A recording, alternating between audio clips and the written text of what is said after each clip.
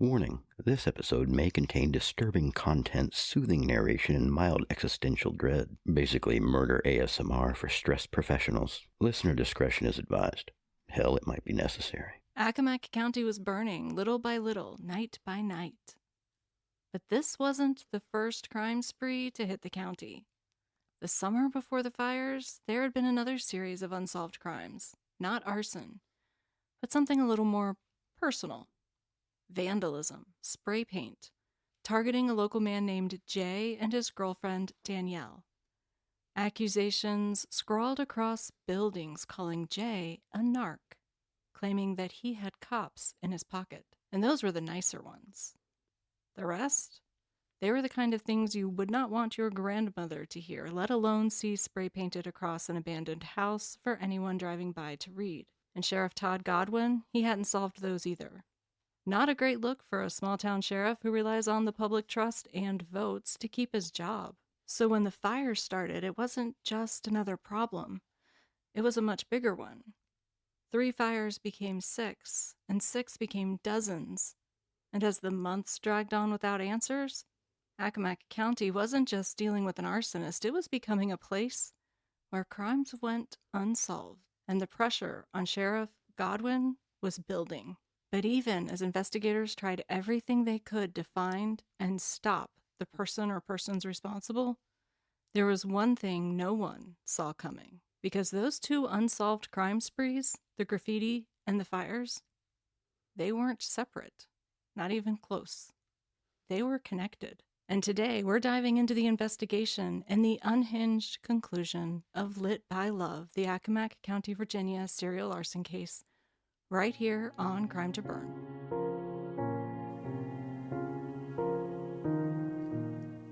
Welcome to Crime to Burn, where we explore the dark city landscape where true crime intersects with arson and criminal negligence. Join us as we sift through the ashes to bring you the story of what really happened.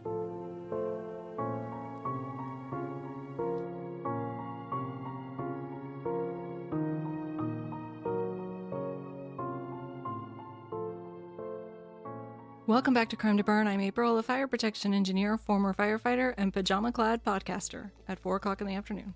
And I'm the inevitable slow descent into consequences. I am once again begging you to leave us a 5-star rating on your favorite podcast app. Those ratings are the single most important thing you can do to support the show. They give us life and help create the opportunities that we need to keep bringing you these deeply researched and, quite frankly, expensive episodes. We're not asking you for your money, we're just asking you for stars. Written reviews are even better. As of this recording, we're still sitting at 72 ratings on Apple, no new reviews this week, and 71 on Spotify. We did get a Spotify episode comment this week from Heidi. Thank you so much for letting us know how much you enjoy the outtakes. We will absolutely continue doing those just for you.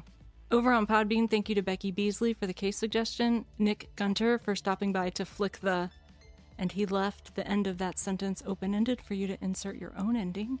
And a special shout out to Jazzy, this week's MVP with 7 episode comments. Winston and the cats, Watts and Wisp, both say hi back. If you've already left us a 5-star review everywhere that you can and would like to support the show financially, we do have a Patreon. The link is in the show notes.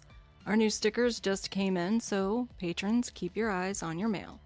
But financial support is never required because Crime to Burn will always be free, supported by ads on your favorite podcast platforms.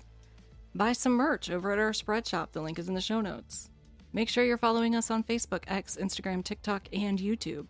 When you see our content, it really helps if you like it, save it, share it, send it to a friend, or leave a comment. That engagement helps us surf the algorithm to new eyeballs and ear holes, and we won't be satisfied until we've invaded all the orifices. Lick it, stick it, shove it. Let's just not think about that too hard. And as always, send us your episode feedback, case suggestions, and fire stories to crimetoburn@gmail.com. Just not your favorite orifice, please. And thank you. What if your favorite orifice is your eyes? You can send us your eyes. That's fine. I don't want to see any buttholes, though. What about noses? I mean, I don't want to see up your nose, but if you think you have an especially attractive nose and you just want to send me like a profile or a front view... What if it's just asymmetric and interesting? That's fine. I just want to see up it. Okay. This week, we're headed back to Accomack County, Virginia to wrap up this unhinged serial arson case. A quick recap for those of us who need it. a pair of serial arsonists had been burning down empty and abandoned buildings across a rural county on Virginia's eastern shore. This is a small and very rural area where the fire departments are volunteer, and those firefighters were running on some serious sleep deprivation.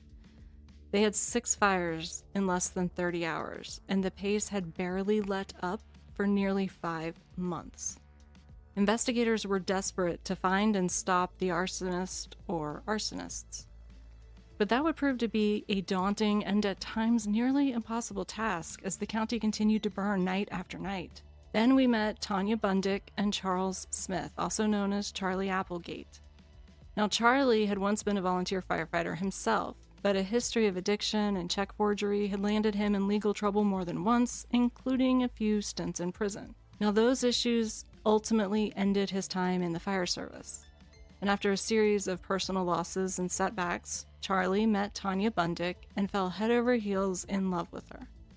Unfortunately, his entire body was not on board.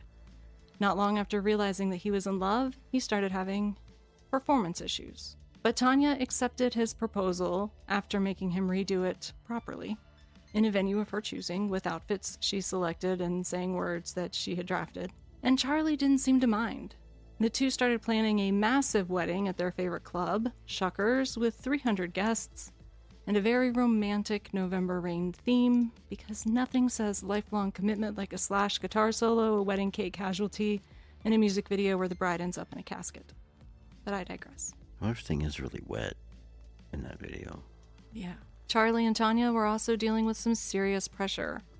Issues with her son, issues with their business ventures. Charlie had a garage, and Tanya had a clothing shop inexplicably named A Tiny Taste of Toot, and they were both struggling to stay afloat. And mounting financial problems. It sounds like they're in a pool eating each other's farts. And it was supposed to be like clubbing clothes. So, I'm not sure how big the market for clubbing clothes is in Accomack County, Virginia, but I feel like it's not huge. This may be why they're not exactly trendsetters over there. Plus, a couple people that Monica noted in her book, that a couple people thought that based on the name, The Tiny Taste of Toot, that it was children's clothing. They didn't realize it was clubbing clothes. Is that because that's the only situation that they can envision having actually tasted a toot? Because when you change a diaper, you're in proximity there. No, I think it was just the tiny part. People thought, oh, tiny must be kids. It's just a little poot. Just a little toot. So the pressure was building everywhere, except apparently in Charlie's pants, which can create a bit of a strain in the relationship. But Charlie and Tanya weren't exactly your average couple. Charlie was committed to Tanya in a way that most people claim to only dream about. And as those pressures mounted, his biggest fear wasn't the money or the business or even his past catching back up with him. It was losing her. Because to Charlie, Tanya was the only thing he had left worth living for. Tanya, on the other hand, wasn't the same kind of open book. And she couldn't get a boner ever. Never. By all accounts, she was deeply committed as a mother, but when it came to her past, she kept that locked down. And for good reason. Her childhood was reportedly horrific. Both of her parents had passed at this point, but her father had reportedly been severely abusive. She grew up in a home where hunger was a constant, and things like toys and holiday gifts simply did not exist. Her older sister tried to protect her at home, but at school those roles actually flipped. Her sister was the one being bullied, and Tanya was the one stepping in to defend her. On the bus, in the hallways, wherever it happened. And I bring this up for a reason. In the book American Fire, Love, Arson, and Life in a Vanishing Land by Monica Hesse, which I recommend without reservation, Tanya's sister made something very clear to investigators. Tanya was not a monster. She was someone who had grown up hard and learned to survive by building walls. And even though the two were estranged by this point, that was something her sister wanted people to understand. And I think it's important for you to understand it too. Now, that doesn't excuse anything you're about to hear. But like so many criminal cases, the psychology behind it is complicated. The trauma runs deep, deeper than we can fully unpack in a single episode or even a full series. And as we get into what they did and what they were charged with, it's important to remember that they were still people. Deeply flawed people who made horrific decisions, but people with complex histories that didn't start the day the fires did.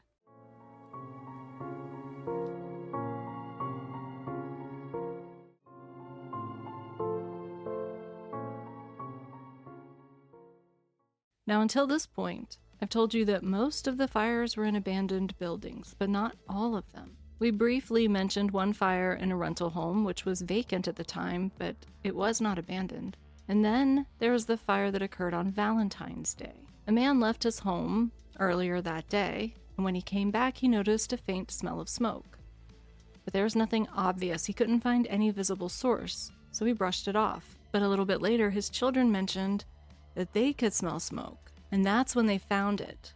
Outside, a rag was jammed under a piece of siding on the exterior of the house, and it was singed. Someone had tried to set their home on fire, and for the first time, investigators had to confront something different. Up until now, these fires had been dangerous, but mostly contained to abandoned structures. This wasn't that. If that fire had taken hold and that family had come home without noticing in time, this could have been the first fire where someone got hurt, or worse. And that changed everything. Because when it comes to serial offenders, escalation isn't just possible, it's common. Not always bigger fires, but riskier ones and closer calls, bolder choices. And investigators had to start asking a new question. Was this fire a turning point? And there was at least one more fire that appeared to target an occupied home. In that case, only one exterior corner of the house actually caught, but the fire didn't take hold. But it was enough to make it clear that this wasn't just about abandoned buildings anymore. And that possibility didn't just concern investigators. It had everyone talking, especially on all of those Facebook pages that had popped up. Because by now the community had built its own investigation online. People sharing their theories, posting sightings, pointing fingers, trying to make sense of something that just didn't make sense. And among those comments was a name that should sound familiar. T-Char, the joint Facebook account shared by Charlie and Tanya. And Tanya wasn't just reading the theories, she was participating. At one point, she openly speculated that the arsonists were probably right there on those pages, watching the discussions, and maybe even commenting, which in hindsight is a pretty interesting thing to say. Now, early in the investigation, police took a big swing. They compiled a list of every known abandoned building in the county, and then they started looking for patterns. Where were these fires happening? They were usually off a secondary road, with more than one way in and out, and they were usually in homes that were set back from the road. So they eliminated every property that didn't seem to fit those criteria, and then ranked the rest based on how closely they seemed to match the arsonist's apparent preferences. And then they took it a step further. They went out and basically bought out an entire Bass Pro Shop worth of camouflage tents and set up surveillance. They took the top 5 properties on that list and stationed officers in the woods nearby overnight, watching, waiting, using night vision, hoping to catch the arsonist in the act. Now remember, when this was happening, those fires started in November and stretched into April. So this wasn't like a nice spring camping trip. This was cold, all night stakeout work, sitting in the woods, waiting for something that might not even happen. And once they had those 5 locations staked out, hoping and praying that one of them would be next, the next fire hit. It hit the building that was number 6 on the list, because they had staked out 1 through 5. Wah, wah. It was a property they were not watching. But they didn't stop there. Investigators also started using trail cameras. The idea was simple: keep them hidden, keep them quiet, and catch the arsonist on camera without tipping them off. But to do that, they needed access to neighboring properties, which meant asking landowners for permission. And with that permission came a warning. You can't tell anyone we're doing this. If the arsonist finds out we're using cameras, they'll change their tactics or their targets, and it'll be even harder to catch them. But if there's one thing you can count on in a small town, it's the gossip mill. Because the fastest way to get news around town is to say, don't tell anyone. And just like that, the cameras weren't exactly a secret anymore. They also brought in profilers, but we've already talked about the problems with profiling in arson cases. Profiling works by looking at a crime scene and asking what did the offender do and why did they do it that way.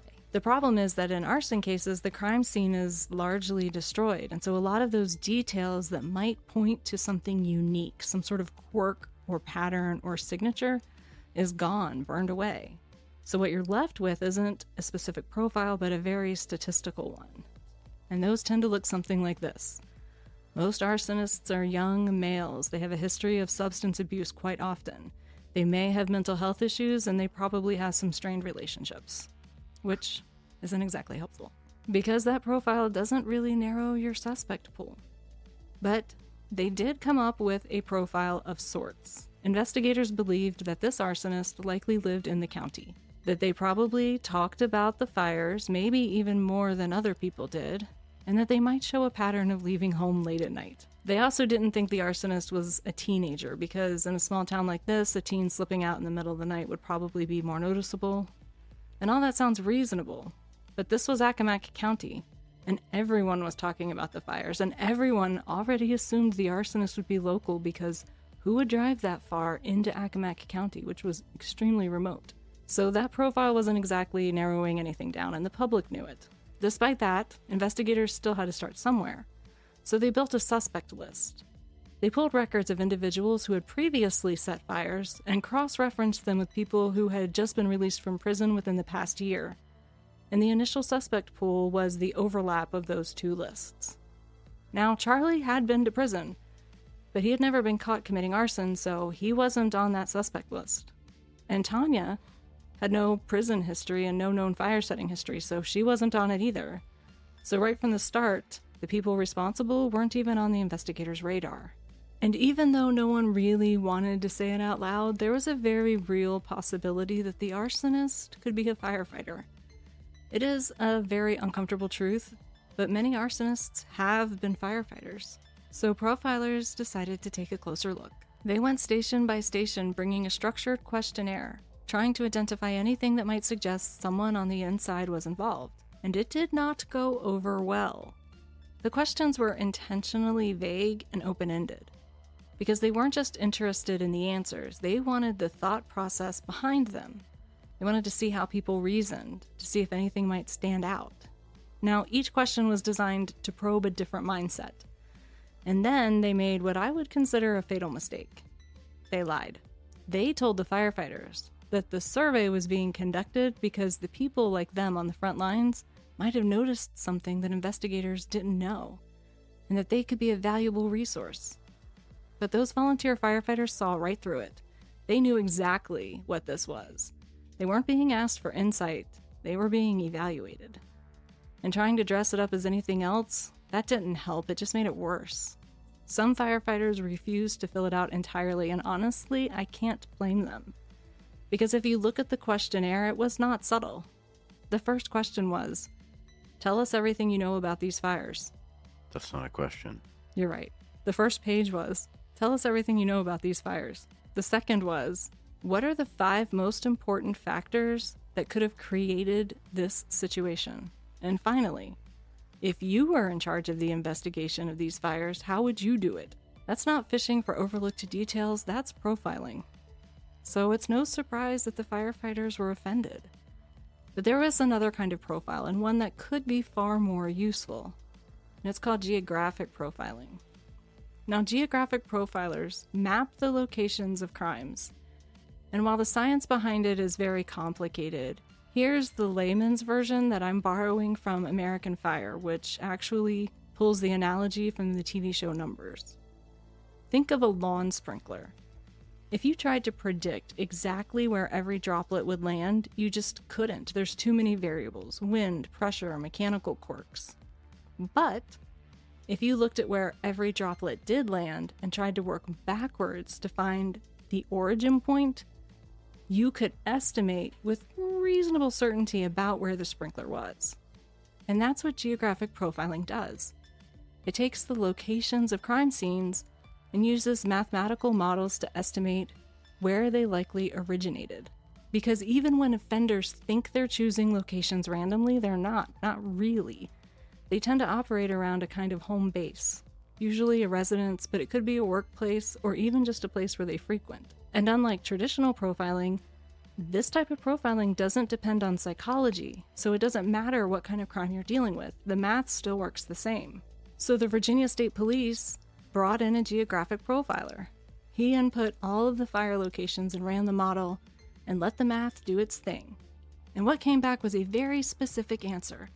He told police that they should focus on a quarter-mile radius just north of Parksley. And he said they should start canvassing near the intersection of Matthews Drive and Dennis Drive. Because according to the model, that's where the arsonist likely lived or worked or spent a lot of time. And about 5 houses down from that intersection is where Tanya Bundick and Charlie Smith lived. And police did canvass that area. They talked to neighbors, they went door to door, they followed up on anything that seemed even remotely relevant. They even spoke with Tanya Bundick, and they walked away with nothing. No useful leads, no red flags, nothing that pointed them any closer to the people responsible, despite being right there in the exact area the model had identified. They still missed them. So the stakeouts continued, and the fires continued, until April 1st, 2013. That's when everything came crashing down.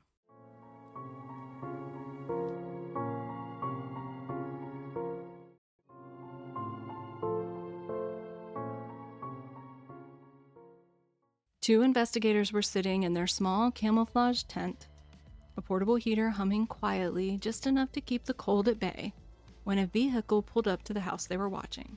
Someone got out, and the vehicle drove away. Immediately, the investigators shut off the heater, worried that the little red light on it might give them away. And then they watched. A figure moved toward the rear of the house. Now you might be wondering, why didn't they move in right then? Why didn't they stop it before the fire could be lit? But there's actually a reason, and it might not sit well with you. Up until this point, there was so little physical evidence that could tie anyone to the fires that if they moved too early before the fire was actually set, they risked losing everything. At best, they might only be able to charge him with trespassing or maybe vandalism, but they wouldn't be able to tie him to the months of fires that had already happened. So they waited. They needed him to light the fire, and they needed the fire to take hold, and then they would move in. So they sat there and watched as Charlie lit a fire near the back door, and once it took and Charlie started to retreat, they moved, and Charlie ran. The vehicle that had dropped him off pulled back up, and he jumped in, and it took off. Investigators who had watched the fire being set called it in, and units were on the move quickly. And at the very next stoplight, police surrounded the van, Charlie and Tanya's van. They were taken into custody on the spot and separated immediately. Charlie was taken to one building and Tanya to another, both facing questioning. Investigators knew one thing. With no physical evidence tying them to the rest of the fires, this interview mattered more than anything. Because this wasn't just another interrogation, this might be the most important interview in the history of Accomack County. And they only had one advantage. They knew Charlie, and they'd known him since he was a kid. And more importantly, they knew he trusted Sheriff Todd Godwin. As investigators were called in to question Charlie and Tanya, there was a problem. The date. The call had come in to these guys just before midnight, so it was still April 1st. And more than a few of the investigators thought this was an April Fool's Day prank. They had to be convinced that this was real. That this, after 5 months of fires, might actually be it. And when Sheriff Todd Godwin sat down with Charlie, this wasn't a stranger across the table. They had known each other for over 20 years. And before asking a single question, Godwin looked him in the face and said, "You know, you could have called me if you needed anything. You could have called me. You know that, right?" And Charlie told him that he was embarrassed, that he wished he could say he was back on drugs, because then at least he'd have an excuse. And they started with the questions that they already knew the answers to. Who was driving the van? Tanya. Who is she to you? She's my fiance. And then Charlie laughed. He said he knew they were busted before he even got out of the car. He said there were too many cars in the area, and he had noticed. But he did it anyway because Tanya had insisted that there was nothing to worry about. And in Charlie's words, Tanya was smarter than him. And when investigators got to the why, well, that's when things really started to come into focus. In a way that was hard to hear. Charlie said the first fires, he had not set them. Tanya did. They'd been driving around and she told him to go and set that house on fire. And he walked up to the house not thinking that she was serious, and he couldn't do it. So he went back to the car and lied, told her he'd set it. But when nothing happened, she was upset, and she went back herself and lit it. And when investigators asked what he got out of all of this, his answer was simple. Nothing. He said he didn't enjoy it. He never wanted to do it. He was only doing it for her. Because he was terrified that she would leave him. And they hadn't had sex in 18 months. And after one of the fires, for the first time, he didn't have any performance issues.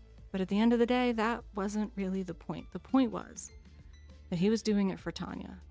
And he told investigators something else. He said that he planned to take the fall because she had kids that needed her. And so he would say he did it all and go to prison. But Charlie didn't understand that that's not how this worked. He had already told them that he didn't want to do it and that Tanya had set some of the fires herself. He couldn't just confess and make it all go away for her.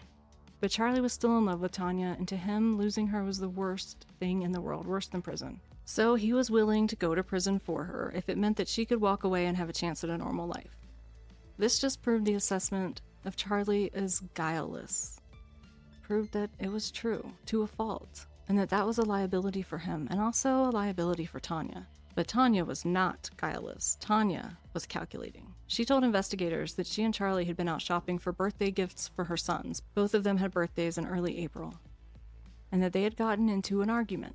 And Charlie had asked her to stop the van so he could get out. She said she assumed he just needed to pee. So she drove off. Because anytime someone needs to pee and you stop for them, you drive off. I like, guess. Hey, if you're going to pee, I'm going to be gone. Do it way back there. And then he called her when he was done, and according to Tanya, she had no idea what he'd been planning to do. Well, maybe he's got like a really large bladder, and like when he pees, she's gonna just circle the block and come back, and hopefully by the time she gets back, he'll be through. Maybe. As for the other fires, she claimed that she knew nothing about any of them. She said that Charlie often worked late, and that he wasn't home many nights, and she had no way of knowing where he was or what he was out doing. But when investigators started to press her, when they made it clear that Charlie was already talking, and that if she didn't tell her side, she could be putting herself into deeper legal trouble, Tanya shut down, asked for a lawyer. And just like that, the interview was over. Tanya got an attorney, and she started writing to Charlie, because now they were both in the local jail, housed in separate wings. But that couldn't stop them from communicating. There were ways. One of the ways was burying notes near the flagpole, passing messages through intermediaries, and sometimes Tanya could get close enough to Charlie's window while she was out in the yard for them to talk. But all of their conversations focused on one thing. Tanya telling Charlie what he needed to do. And Charlie, he just kept telling her how much he loved her and missed her. And eventually, because Tanya was only charged with the one fire that they had caught her leaving, Tanya was able to make bail. And even from the outside, the letters to Charlie continued. She was still planning to marry him. Maybe that was love, unwavering, unconditional. Or maybe it was strategy. Because under Virginia law, a spouse can't be forced to testify against their partner. If Tanya married Charlie, she could try to keep him from volunteering to testify against her. It's like an advanced NDA. And Charlie was willing. He actually planned to have his sister get a ring for Tanya and to help arrange the ceremony. But his family saw through it for what it was. It wasn't a love story, it was an arrangement, and one that only benefited Tanya. Because Charlie had already confessed.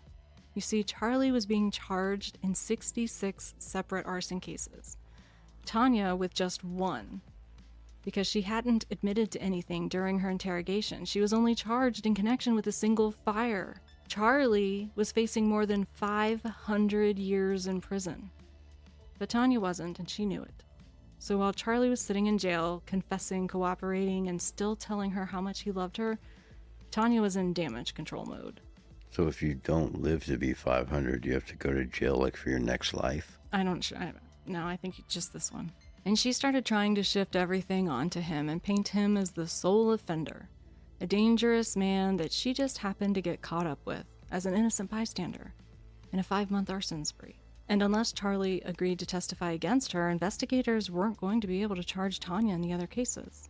But in a twist no one could have planned for, Tanya ended up being the one who convinced Charlie to testify against her.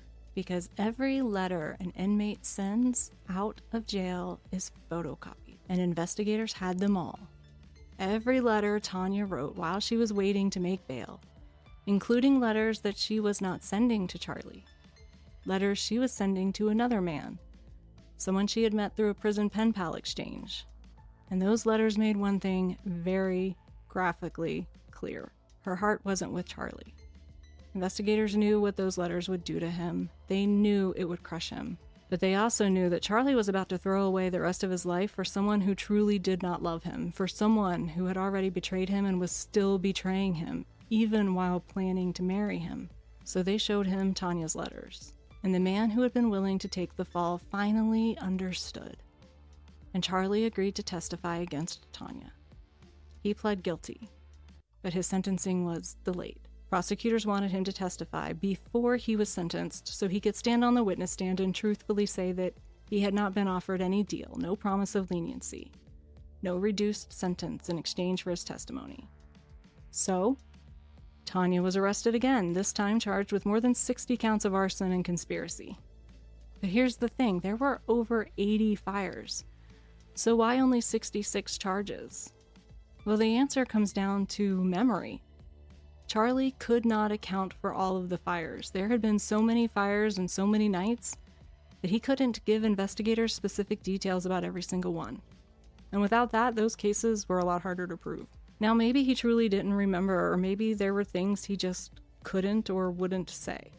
Either way, 66 charges is still a pretty overwhelming case. Tanya's attorney filed for a change of venue, and it was granted, so the trial would move to Virginia Beach. But that wasn't their only legal move. Her attorney also pushed for separate trials, one for each arson charge. His argument? That a single trial covering 66 fires would overwhelm the jury, that they might lean towards guilty simply because of the volume. Because one might think surely if somebody's charged in 66 separate fires, they must have done something. And despite strong objections from the state, the judge agreed. Tanya wouldn't face one trial, she would face them one by one. But before the trials began, investigators wanted to talk to Tanya's sister to see if she knew anything at all that could strengthen the case. And she did. Tanya and her sister had been estranged for some time. When their mother had died, the family home was part of the estate to be divided between the two sisters, but the sisters agreed to sign the house over to Tanya with one condition. When the grandmother eventually passed, the grandmother's house would go to her sister. And for a time it did, but then the sister moved away again, and the relationship between the two sisters deteriorated and something happened. One night, Tanya's sister received a text from an unknown number. It was a photo, and in the photo was her grandmother's house burning. She didn't recognize the number, so she texted back, "Who is this?" And the reply that came back was, "It's your little sister." Now this occurred a year before the arson spree with Charlie. And she never reported it, not then, not until after Tanya was arrested. But for investigators, this changed everything, because now they weren't just looking at a couple caught up in something chaotic, they were looking at a pattern, a fire even before the spree began, and it made them confident that Tanya wasn't just involved, but she was leading it. Not only had she allegedly set that earlier fire, but there was another factor, and it may sound a little blunt, but investigators just didn't believe that Charlie was smart enough to orchestrate something like this on his own. Not at this scale and not for this long. They believed this was all Tanya's idea and Charlie was following her lead. So during Tanya's first trial, the one tied to the fire where she and Charlie were caught, she was found guilty. No surprise there. Charlie testified against her. But the second trial, that was the really important one. This was a case where there was no physical evidence placing Tanya at the scene, so the entire outcome hinged on Charlie's testimony. The prosecution leaned into that. They wanted the jury to see the dynamics clearly, that Charlie couldn't have been the mastermind, that Tanya had to be, that she was always the one in control, she was the one calling the shots. The defense took the opposite approach. They painted Charlie as unreliable, a man with a history of addiction, a criminal record, and somebody you just could not trust. But then Charlie actually took the stand. And he didn't come across as calculating. He talked about Tanya, about their relationship. He cried. And then Tanya took the stand in her own defense, and she did well. But she didn't come across the same way Charlie did. She wasn't as sincere. And then there was her character witness, a minister, someone who had gotten to know her after she was arrested. And he seemed to be doing well until cross-examination, when the prosecution revealed that this minister was also Tanya's current boyfriend, a detail that didn't exactly help her case. Tanya's legal team saw the writing on the wall. She was going to go down. And if she was convicted in this case, the one without the physical evidence, there was a very real chance that this outcome was about to be repeated over and over and over again dozens of times. So Tanya made a decision. She agreed to take an offered plea. Now, an offered plea is a little unusual. The defendant doesn't admit guilt, but accepts sentencing based on the understanding that the evidence would likely lead to a conviction. In other words, it's like, I'm not saying I did it, but I know you can probably make a jury think I did it. It's like putting down your king 6 moves early. And in cases like this, that can be a strategic move, because it takes sentencing out of the hands of the jury and puts it in the hands of a judge. And in Virginia Beach, where the trial took place, there's a very strong military presence, and juries tend to be more conservative and also tend to be harsher when it comes to sentencing. A judge, on the other hand, is more likely to approach it with a little bit less emotion.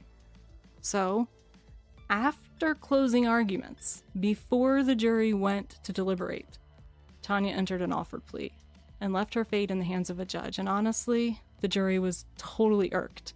They had made it all the way through closing arguments, only for Tanya to take the offered plea at the last minute. So they did all that work, and they wanted their say, and they never got it.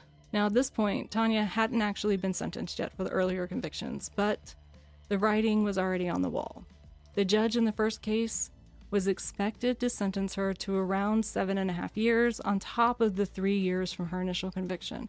So just from those 2 cases, she was looking at more than a decade in prison. And that was before accounting for the dozens and dozens of remaining charges. If she went to trial on all of them, and those sentences stacked up again and again and again, Tanya could be spending the rest of her life in prison.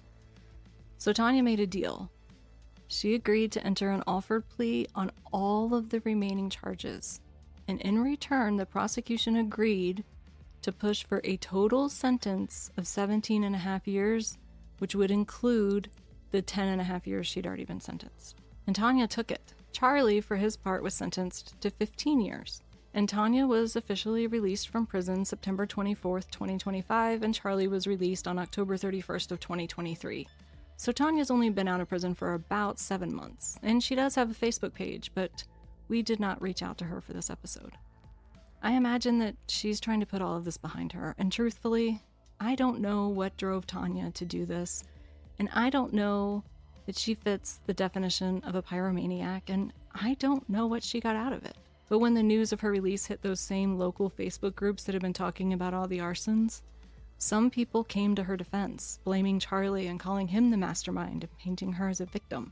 And the truth is, I can't say for certain whether the investigators got this exactly right. But wherever Tanya and Charlie are now, I hope they're building something better for their lives, separately. Oh, and that unsolved graffiti case. Yeah, that was them. You see, Danielle was the one that Tanya had sent over to Charlie that first night at Shuckers, the one who encouraged him to go and talk to Tanya. But as time went on, Danielle and her boyfriend Jay had decided that Tanya and Charlie's relationship was toxic and that they should not be together. And they actually began trying to break the couple up. And Charlie responded with a graffiti campaign. So in the end, Sheriff Godwin didn't just solve the arson spree, he solved both crime sprees at the same time. And this has been just a super high-level overview of this case. There's actually a lot more to this investigation, to the profiling, the interrogation, and the trials. So if you'd like a deeper dive, you can find the link to Monica Hesse's book, American Fire, Love, Arson, and Life in a Vanishing Land, linked in the show notes. But this has been Lit by Love, the Accomack County, Virginia serial arson case, right here on Crime to Burn. So to answer your question from last week, it does appear he got it up after at least one fire. Did they say anything about a mutual climax? No, that was not covered. Unfortunate. Probably smell his breath from wherever they were. Holy crap. What did you eat? A dead fish? I'm still in my pajamas, even though it's almost, 4? Yeah, it's 4:30. We better do this quick or you're going to fall asleep. It's almost nap time. Grandpa jokes. Funny. You get up at the ass crack of dawn. Of course you're tired in the evenings. The ass crack of dawn doesn't get up nearly as early as I do. You basically get up right as I'm going to bed. Like, we might have like an hour or two crossover every day. Like two ships passing in the night. Two ships passing in the bed. Passing through the bed jet. Yeah, I'm pretty boring when I'm asleep. That startled me a little. Sorry. Could have warned somebody when you do that. Have a little outburst. All right. I think you're going to have things to say about parts of this episode. I have things to say about all kinds of parts. It's funny when things look like what they are. When you find a bunch of things that look like what you're looking for, you probably found the thing you were looking for. You're so profound. You could book me for events. No, they couldn't. You don't like crowds. I don't want to be in the crowd. You're okay being on stage with the crowd looking at you. You just don't want to have to mingle with the crowd. That's correct. There you have it, folks. He's available for low contact events. No contact. None. Not a hugger. No. No high fives. No low fives. No fist bumps. Summon a stink demon. Yoda nipple cream. What? I just look at two random things. We have nipple cream? Well, anything could be nipple cream if you use it wrong. Huh. I don't see anything over there that I would ever be like, I'm going to put this on my nipples. That's where the using it wrong comes in. I don't see anything over there that looks like cream. Well, anything can be cream if you rub it hard enough. And I have new old man shoes that are named young man shoes. It's a lie. Are those like loafers? I'm not sure. What makes a loafer a loafer? I can tell you what makes one on a construction site. Right. No, I meant on a shoe. I'm finding out why penny loafers had pennies. So you could get across the river Styx. What if it became like a threat back then to be like, I'm going to stick my penny up your ass? I don't know. It sounds slightly seductive. Like, do you promise? Like, which way, too? Is it going to be like sideways or edgewise? Oh, yeah, I'm supposed to be a dude. Who's a dude? It's a guy. And I'm a dude that's a guy. And I'm profiling all of you, true crime listeners. You have issues. If this is how you sleep, like what kind of thoughts are you blocking out, you sick bastards? Look at me, I'm just mostly scar now. I can only feel like this part of me. Rub it again. And I am comprised, about 75% of mush. I'm mostly mushy. And I'm an unwilling participant in this, whatever this is, send help. I'm not sure if the catheter was necessary. And I'm what happens when you ignore red flags. You're my dark rebellious character. I have a tattoo.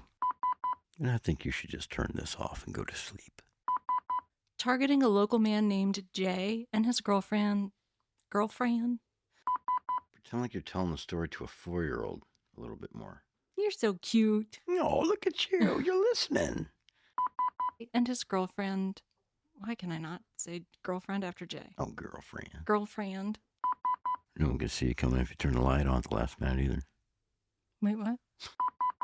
I'm just waving like a white guy. You're pretty fly for a white guy. Maybe it'll keep me from stuttering. Or maybe it'll make me stutter more. Or maybe it'll make me knock the microphone around with my beer bottle. This episode is brought to you by Shure Mics. They are tough. They take a licking and keep on sticking. That's what she said. Oh, good. The cat's in the wine rack. We're in the beer, the cat's in the wine rack. That's going to be a great episode. If you're not trying to record a podcast with a menagerie, you're missing out on so much. I know you. My familiarity should sound like a threat. Sounds pretty hot. Okay. Well, I don't know any of these people, but the way you describe this chick, I can't get it up either. That's going in the outtakes. So look, we still got it recorded on Saturday. High five us. It sounds better when you smack me on the ass. Bend over. God, that must have been a really awkward orgasm. I don't want to think about it. You probably made that face right there. I gotta close the computer. I'm gonna enter us in the Signal Awards. We didn't win last year. We didn't get expensive. We didn't win or get shortlisted last year, but I am nothing if not delusionally optimistic. This episode's brought to you by Restless Leg Syndrome. This chair. This episode's brought to you by pajamas as daywear. Because if you work from home, there's really no reason to suffer. May the blessing of Steve's eternal stickiness be upon you. We have to go before I start feeling the second beer because I'm a real lightweight. You haven't even drank a second beer. I already feel it. I'm drinking about a third of it. Oops. Mike feels it too. Mike felt it all over. Well, let's go while you can still consent. I'm going to have to burp again soon. We should go before that happens. I don't know. Have we found our sign off yet? Did we do that already? Was the consent thing the sign off? You are all dismissed now. I have things to do. Class dismissed. Damn, a beer and a half.